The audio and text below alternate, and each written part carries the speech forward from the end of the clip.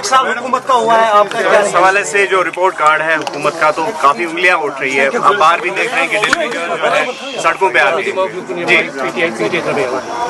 دیکھیے، کہنے کو بہت کچھ کہہ سکتا ہے، مگر میں ایک بات کہنا چاہتی ہوں کہ پچھلے 2019 کے بعد جو گورنر رول میں ہو رہا تھا، پکڑ دکڑ کا ماحول تھا، روز چھاپے پڑتے تھے الگ الگ ایجنسیز کے، بین لگائی جاتی تھی، جو انسٹیٹیوشنز ہیں ان کو اٹیچ کیا جاتا ہے، لوگوں کی پراپرٹی اٹیچ کی گئی، یعنی جموں کشمیر میں ایک سرویلنس چل رہی تھی. کوئی بات نہیں کر سکتا ہے، کوئی کچھ نہیں کر سکتا ہے. تو اس وقت لگتا تھا یہ بڑا ایب نارمل ہے، یہ کیا ہو رہا ہے.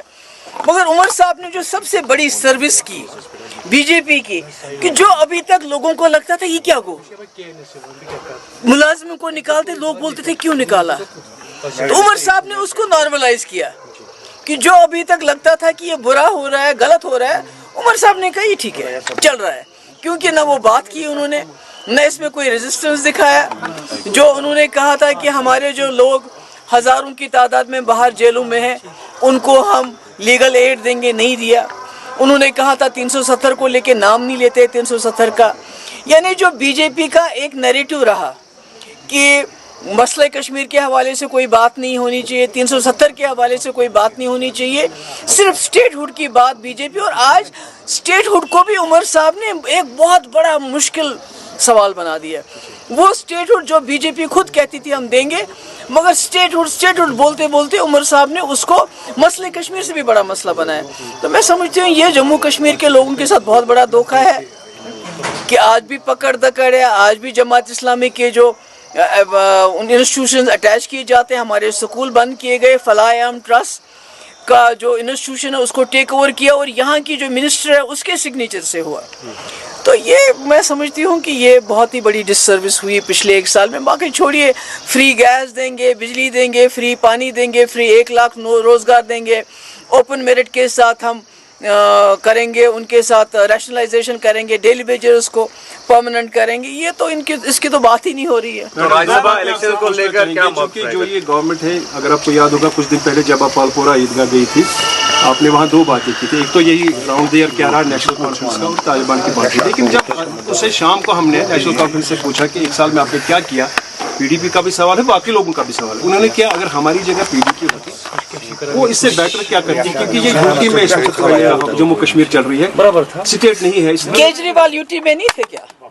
کیجریوال میں یو ٹی میں رہ کے لوگوں کو فری بجلی نہیں دی، فری پانی نہیں دیا، اسکولوں کو امپروو نہیں کیا، ہیلتھ سینٹر کو امپروو نہیں کیا، جو اللیگل کالونیز تھی ان کو لیگلائز کیا، پوری کرپشن کو دور کر دیا. تو مجھے لگتا ہے کیجریوال کے تو سر پہ ایسے بندوق رکھی تھی ایل جی صاحب نے، پر اس کے باوجود جتنی اچھی ہمیں کیجریوال کے پالیٹکس کے ساتھ بہت ان کے ساتھ اعتراضات ہیں. مگر اگر آپ ایز اے یو ٹی میں جو ان کی گورننس دیکھیں گے وہ تو ایک ماڈل ہے.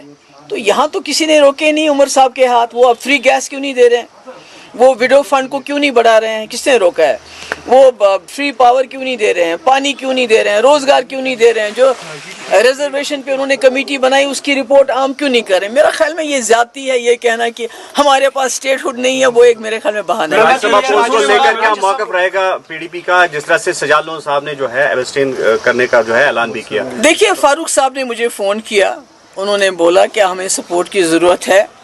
میں نے ان کو یہ بتایا کہ دیکھیے سپورٹ جہاں تک ہے ہم آپس میں اپنی ہمارے سینئر لیڈر بیٹھ کے بات بھی کریں گے. مگر میں نے ان کو بولا ہماری کچھ بلز ہیں جو پچھلے سیشن میں بھی لائی تھی، ہم نے آج بھی لائی ہیں. کم سے اس میں 1-2 بلز تو ہمارے آپ پاس کروا دیں. چاہے وہ یہ جو لوگوں کے جو غریب لوگوں کی گھاس چرائے میں 30 سال سے زیادہ وقفے سے جو ان کے پاس جگہ ہے، مکان ہے، دکان ہے، گاؤں کھانا ہے، اس کو ریگولرائز کی لیجیے. یا جو ڈیلی ویجر بیچارے اتنے سالوں سے 20-25 سال سے سارا جو سرکار یہ چلاتے ہیں، چاہے پی ایچ ای ہو، RNB ہو، اریگیشن ہو، کوئی بھی ڈپارٹمنٹ ہو، ہیلتھ ہو، تو ان کی وجہ سے وہ ڈپارٹمنٹ چلتا ہے. تو یہ بیچارے 8,000 روپے پہ کیا کریں گے؟ تو اگر کم سے کم یہ 1-2 بلز میں وہ ہماری مدد کریں، اس کو پاس ہونے میں مدد کریں، تو شاید ہم سوچ سکتے ہیں اس بارے میں.